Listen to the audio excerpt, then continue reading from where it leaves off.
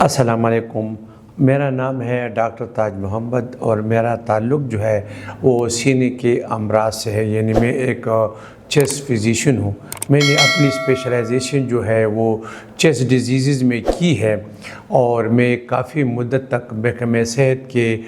District T B control clinic سے وابستہ رہا ہوں۔ میں اس ویڈیو میں جو ہے سانس کی نلیوں کی اس بیماری کے بات کروں گا کہ جس میں سانس کی نالیاں تنگ ہو جاتی ہیں، اس میں سوزش ہو جاتی ہے، اس میں ریشہ جم جاتا ہے، جس کی وجہ سے ہمارے جو سینے میں سانس کی نالیاں جو ہوتی ہیں ان میں ہوا کی آمد و رفت بہت مشکل ہو جاتی ہے۔ مریض کو سانس نکالنے میں اور سانس لینے میں دقت محسوس کرتا ہے۔ عام طور پہ نیچرلی ہم جب سانس لیتے ہیں، سانس نکالتے ہیں تو نہ تو سینے سے کوئی آوازیں آتی ہیں اور انسان جو ہے خاموشی کے ساتھ نارمل نیچرل جو ہے سانس لیتا رہتا ہے، لیکن بعض لوگ ایسے ہوتے ہیں کہ جن کی سانس کی نالیاں تنگ ہوتی ہیں اور وہ جب بیٹھے ہوتے ہیں اور جب خاموشی ہوتی ہے کمرے میں یا رات کو وہ جو بیڈ پہ سوتے ہیں تو ان کے سانس کی نالیاں جو ہیں ان میں ہوا آسانی سے آ جا نہیں سکتی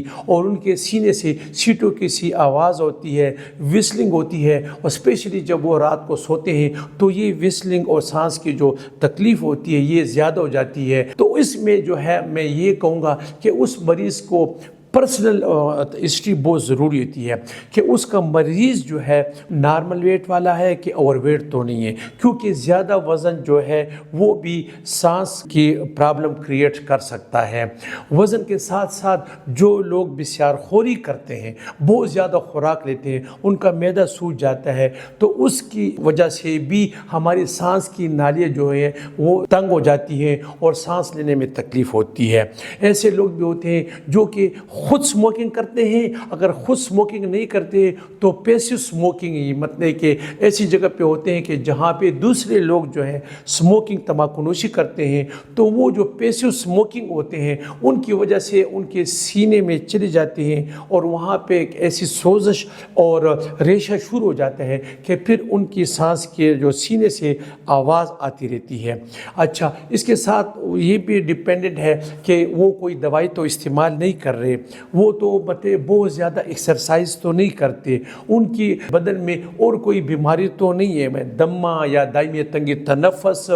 یا اور کوئی سینے کی تکلیف تو نہیں ہے۔ تو بعض اوقات ایسے مریضوں کے لیے جن کی سانس کی نالیاں تنگ ہوتی ہے، ان کے سینے سے آوازیں آتی ہیں، ان کے سینے میں ریشہ جمع ہوتا ہے، تو ایسے مریضوں کی ہسٹری بہت زیادہ اہمیت کی حامل ہوتی ہے۔ اگر ہم اس مریض کی ہسٹری مکمل لے لیں اور اس کا کلینکل ایگزامینیشن کریں تو ہمیں بہت آسانی سے اس مریض کا پتہ چل سکتا ہے۔ پھر اب آپ کو اگر وجہ پتہ چل گئی تو پھر یہ کرنا پڑتا ہے کہ آپ اس وجہ کو وہ کر لیں گے، ریموو کر لیں گے۔ اگر وہ تمباکو نوشی کر رہا ہے تو اس کو تمباکو نوشی سٹاپ کرنی چاہیے۔ اگر اس کا وزن زیادہ ہے اس کا وزن ریڈیوس کرنا چاہیے۔ اگر وہ بسیار خوری کرتا ہے تو اس کو چاہیے کہ وہ براق کا استعمال کم کرے اور ان چیزوں کو اوائڈ کرے جو اس کی سانس کی نالیوں میں سوزش پیدا ہوتی ہے اور اس کو پھر سینے میں وسلنگ ہوتی ہے۔ تو اس کے لیے پھر ہم بعض اوقات ڈاکٹر جو ہوتے ہیں ڈائگنوزس اور تشخیص کے بعد ان کو احتیاطی تدابیر دیتے ہیں کہ نیبولائزیشن کرنی چاہیے، اسٹیم انہیلیشن کرنی چاہیے، اور بعض اوقات اگر مریض کو روزمرہ کی زندگی میں کام کاج کرنے میں ان کو بہت زیادہ تکلیف ہوتی ہے، وضو کرنے میں، سیڑھیوں میں چڑھنے میں، کپڑے تبدیل کرنے میں، کام کرنے میں ان کو بہت زیادہ سانس خراب ہوتا ہے، تو پھر ڈاکٹر جو ہے وہ سانس کے اسپرے جن کو ہم انہیلرز کہتے ہیں تو پھر وہ انہیلر پرسکرائب کرتا ہے اور پھر وہ انہیلر جو ہے وہ لائف لائنگ وہ استعمال کرتے ہیں، تو ان کے ساتھ ان کی جو سینے کی وسلنگ ہے، جو آوازیں آتی ہیں، وہ کافی حد تک جو ہے وہ ختم ہو جاتی ہے اور کنٹرول ہو جاتی ہے۔ اس کے ساتھ ڈاکٹر تاج محمد کو اجازت دیجیے۔ اللہ حافظ۔